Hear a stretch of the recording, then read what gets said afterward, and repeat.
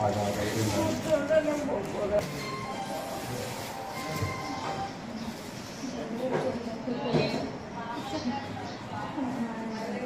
అమ్మా.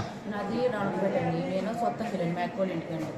ఇల్లు నీళ్ళు వస్తున్నాయని గొడవాడుకుంటున్నారండి, తిట్టుకుంటున్నారు, అడ్డగోలు తిప్పేసుకుంటున్నారు. నేను నిల్చొని చూస్తున్నానండి. ఒక పిల్లని ఒక అమ్మాయి వచ్చి చేసేసి నా జుట్టు పట్టుకొసుకొని పాని అని అనుకుంటున్నాను. జుట్టు పట్టి చేసుకొని నన్ను ఒంగ తీసేసి ఒకసారి పడేసేసారండి. మళ్ళీ ఇంట్లోకి వచ్చి చేశారు. మళ్ళీ లాక్కెళ్ళిపోయి నన్ను గట్టు జుట్టు పట్టేసేసుకొని కింద పట్టేసేసి ఇద్దరు ఆడవాళ్ళు, ఒక అబ్బాయి పార పెట్టుకొని 2 దెబ్బలు కొట్టేసేసేసి ఒక అబ్బాయి మగ అబ్బాయి అండి కొట్టేసి జుట్టు మీద ఇవన్నీ ఒంగ తీసేసేసి కొట్టేసేసాడు. ఎవరమ్మా కొట్టింది? మగ అబ్బాయి అండి. పేర్లు ఏమన్నా తెలుసా? నాకు తెలియదండి. అది రోణకపేట అండి. నా పేరు నందిమ అనురాధ. నా పేరు పల్లిపాం సునీత అండి. మాదొక్కటే ఇల్లు. ఏ ఊరమ్మా? వలసపల్లండి. మాదొక్కటే ఇల్లు, కుటుంబం ఒకటే. మమ్మల్ని 3 నెలల మట్టి హింసిస్తున్నారు. ఎవరమ్మా? కుంభకూరు జోజి, కుంభకూరు చైతన్య, సింగపాం సావిత్రి, సింగపాం ప్రసాద్, సింగపాం జయ్య, వాళ్ళ చెల్లి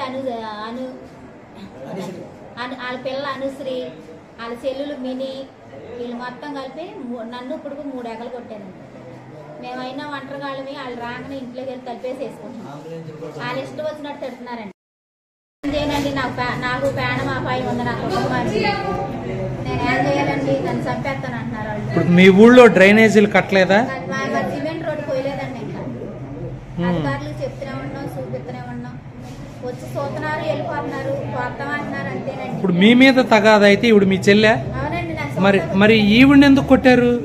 ఏమైనా ముంచొని చూస్తుందండి. మా ఎక్క మీదకి రావడం ఏంటి? చంపేస్తాను. మొన్న 2 సార్లు కొట్టారు, ఇది 3ఓసారి. ఎన్నిసార్లు ఒక్కళ్ళు ఉంటే బతకనివ్వరా? ఎందుకు మీరు ఇట్లా మాట్లాడుతున్నారు? ఎందుకు వయసు వచ్చిన పిల్లల్ని పట్టుకొని బూతు మాటలు మాట్లాడుతున్నారు? ఎందుకు అందరం బిడ్డలుగా అనుకున్నావా అని అడుగుతుందండి. అంతే. నలుగురు వచ్చేసేసి ఒకేసారి ఒకళ్ళు జుట్టు, ఒకళ్ళు నైటీ వంగ తీసేసేసి వాళ్ళ ఇష్టం వచ్చినట్టు నా మీద కలబడిపోతున్నారు. నన్ను ఎడ తీసేసి మా చెల్లి యాంటీ అసలు మొన్నటినే కొట్టారు, మేము చూస్తూనే ఉన్నాం, పట్టుపాకులు అందరూ చూస్తున్నారు వచ్చి చుట్టుపక్కల.